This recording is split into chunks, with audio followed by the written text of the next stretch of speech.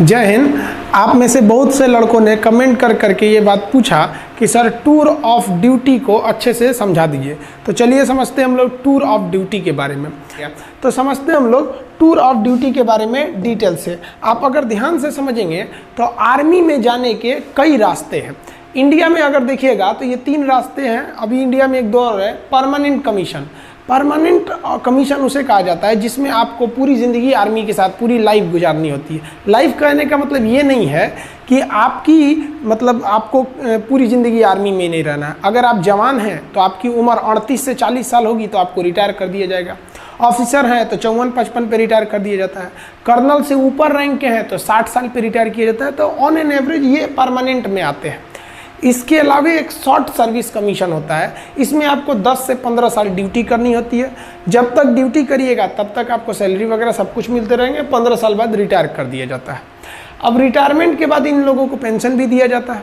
अब आर्मी जो नया प्लान कर रही है वो टूर ऑफ ड्यूटी ये 3 साल के लिए होगा। अभी इस पर कोई ऑफिशियल बात नहीं हुई है कि इसका स्ट्रक्चर कैसा रहेगा, लेकिन हमारे जो CDS हैं, chief of defence staff Bipin Rawat, उन्होंने इस ओर इशारा किया था कि टूर ऑफ ड्यूटी का प्लान चल रहा है। तो ये 3 साल के लिए आर्मी में आना होगा। अभी हम इस पर डिटेल से चर्चा करेंगे। पढ़ाने के लिए इसमें VIP लोग को शामिल कर दिया जाता है। अब मेन जो है वो हमारी बात चल रही है किस पर, टूर ऑफ आर्मी पर, टूर ऑफ ड्यूटी पर। इसके तहत केवल 3 साल के लिए लाया जाएगा। अब आप कहिएगा कि सर 3 साल में फ़ायदा क्या हो। देखिए, मान लीजिए अगर इस साल 1000 लोगों को भर्ती किए, फिर अगले साल 1000 लोग, फिर अगले साल 1000 लोग, 3 साल में हमारे पास कितने हो गए, 3000। अब अगले साल तो जो पहले आए थे वो तो रिटायर होंगे, फिर 3000 आ जाएंगे। तो इस तरह से हमारे पास हमेशा एक रेगुलर आर्मी बनी रहेगी। और ये आर्मी को हमें क्या नहीं देना पड़ेगा, पेंशन भी नहीं देना पड़ेगा। अभी हम पेंशन पे आएंगे, चर्चा करेंगे। अब थोड़ा सा हम आगे समझते हैं टूर ऑफ ड्यूटी में।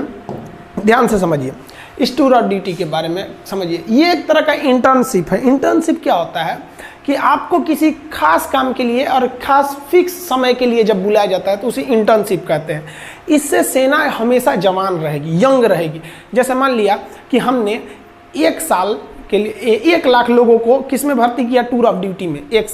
इस साल भर्ती किया, फिर अगले साल 1 लाख को भर्ती कर लेंगे, फिर अगले साल 1 लाख को कर लेंगे, यानी 3 लाख हमारे पास आ गए सब।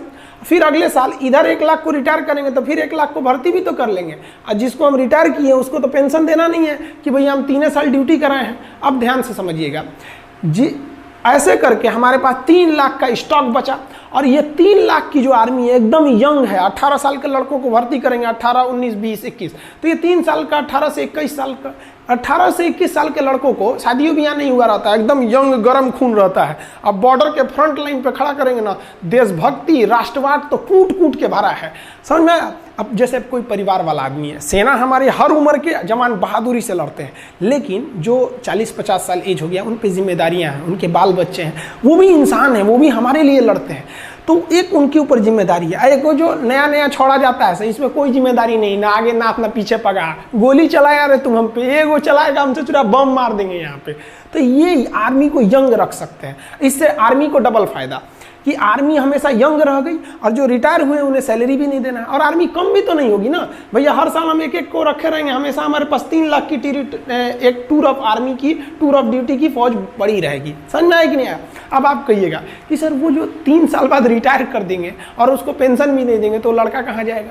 तो देखिए भैया, इसमें सेना विचार कर रही है कि हम इस तरह से एंट्री कराएंगे कि जैसे कोई लड़का ग्रेजुएट हो गया है, तब आओ भैया 3 साल ड्यूटी करो और जाओ। और सरकार एक नियम बना देगी कि कोई भी SSC, रेलवे, बैंक वगैरह वो इन लड़कों को आरक्षण दे जो आर्मी की ट्रेनिंग कर ली है। क्यों? क्योंकि इनके अंदर एक डिसिप्लिन आज होती है। आपका बढ़िया बढ़िया ब्रांड, जो हज़ारों रुपए के आप जो ब्रांड पहनते हैं ना, उस ब्रांड की कोई कीमत नहीं है अगर आपके बगल में कोई बंदा वर्दी पहन के इंडियन आर्मी का उस पर लोगो बना हो, पहन के खड़ा हो जाए तो सारा आपका ब्रांड बर्बाद हो गया उस आर्मी के वर्दी के बाद। तो एक वर्दी भी मिलेगी, रैंक भी मिलेगी, सैलरी भी मिलेगी। क्या नहीं मिलेगा? तो भैया पेंशन नहीं मिलेगी। सारा बवाल तो पेंशनें कम करने के लिए हो रहा है, समझ में आया कि नहीं। तो पेंशन नहीं मिलेगा आपको। क्यों पेंशन नहीं मिलेगा?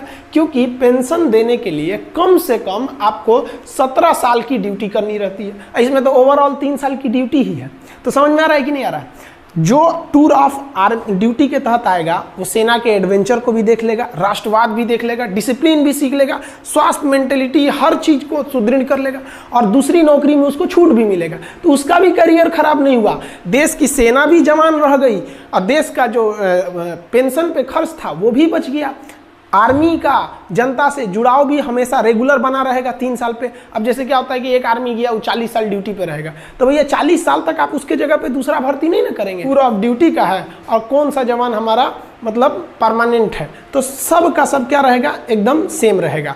आप समझ में आ गया आप लोग को कि ये टूर ऑफ ड्यूटी मेनली किसके लिए किया जा रहा है कि भैया हम अपने पेंशन पे हो रहे खर्च को कंट्रोल कर सके और अपनी सेना को मॉडर्न टेक्नोलॉजी दे सके। जैसे हमारे सैनिकों का बैलिस्टिक हेलमेट नहीं रहता है, इंफ्रारेड रिकॉग्नाइजर नहीं रहता है, अभी भी हम लोग इंसास राइफल लेके चल रहे हैं लोग, तो ये सब चीज़ें। आर्मी की जो बूट होती है वो काफ़ी हैवी होती है, वजन में बहुत भारी होता है। अभी कई ऐसे बूट आ गए हैं आर्मी के पास, जैसे अमेरिकन सोल्जर का देखिएगा तो बूट बहुत मजबूत रहता है जूता, और भारी नहीं रहता है। हमारे सैनिकों का बूट मजबूत है लेकिन भारी है, तो भैया उसके लिए क्या चाहिए, पैसे चाहिए। तो हम लोग का आधा पैसा तो सैलरी पेंशन पे ख़त्म कर दे रहे हैं। तो आई होप आप समझ गए होंगे टूर ऑफ आर्मी का।